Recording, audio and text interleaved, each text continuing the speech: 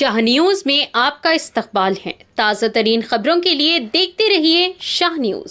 ఈ వడ్డీ లేని రుణం అనేది ఈ రోజు మీ అకౌంట్స్ లోకి డబ్బులు పడడం అనేది జరుగుతుంది. అయితే ముందుగా నా ముందు మాట్లాడిన మహిళలందరూ చాలా చక్కగా మాట్లాడారు. మీరు మాట్లాడాక నాకు ఏం మాట్లాడాలో తెలియటం లేదు.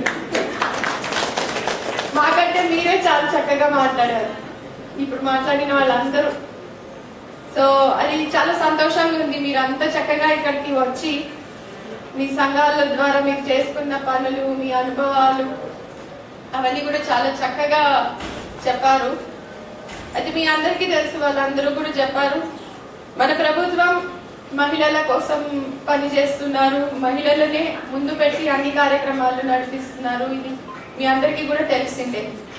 మీ సంఘాలు మీరు పొదుపులు చేసుకోవడము, అప్పులు ఇచ్చుకోవడము, మీరు బ్యాంక్ నుంచి లింకేజ్ తెచ్చుకోవడము, అప్పు తెచ్చుకోవడము, మీరు చిన్న చిన్న బిజినెస్లు, వ్యాపారాలు, లేకపోతే గేదెలు, గొర్రెలు, ఇట్లా మీకేమి నచ్చితే మీరు ఏం చేసుకుంటే అవి చేసుకోవడం అనేది చేస్తున్నారు. స్త్రీనిధి కూడా ఉంది, స్త్రీనిధి నుంచి కూడా అప్పులు తీసుకొని చేస్తున్నారు. మహిళా శక్తి అది మనం కార్యక్రమం మొదలు పెట్టుకొని చాలా కార్యక్రమాలు చేస్తున్నాం. ఇవన్నీ చేసుకుంటూ వీటన్నిటి ద్వారా మీ ఇంటి ఆదాయం పెంచుకోవడం, మీ కుటుంబానికి సంబంధించిన ఆదాయం పెంచుకోవడం అనేది చేస్తున్నారు. మన ప్రభుత్వం ఎప్పుడు ప్రతి కార్యక్రమంలోని గౌరవాన్ని, దాని చీర గౌరవాన్ని మీకు ఇచ్చినాం. గతంలో ఎట్లుండే తీసుకొని చీల కాడ పెట్టుకుంటుండే, క్వాలిటీ అంతంటా ఉండే. కానీ అవన్నీ గుర్తు చేసుకొని మనం ఏదైనా మన ఆడబిడ్డలకు ఇస్తే వాళ్ళు దాన్ని కట్టుకుంటే మనం సంతోషపడతాం, మురిసిపోతాం.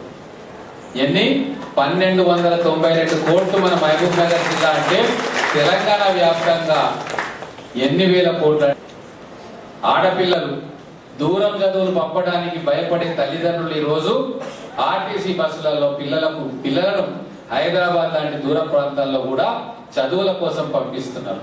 ఇది గతంలో కూడా నేను చాలాసార్లు చెప్పినా. ఇప్పుడు భయం లేకుండా మన పిల్లలు ఆర్టీసీ బస్సులలో చీకటైనా సరే వస్తా ఉన్నారు.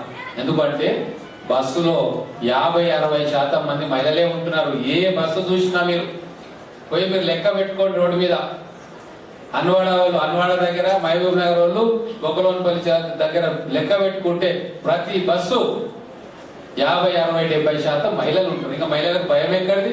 ఎక్కాలంటే వేరే వాళ్ళు భయపడాలి. అమ్మాయి బస్సులలో అంతా మహిళలు ఉన్నారు అబ్బాయి, పోకిరి వేదాలు భయపడాలి.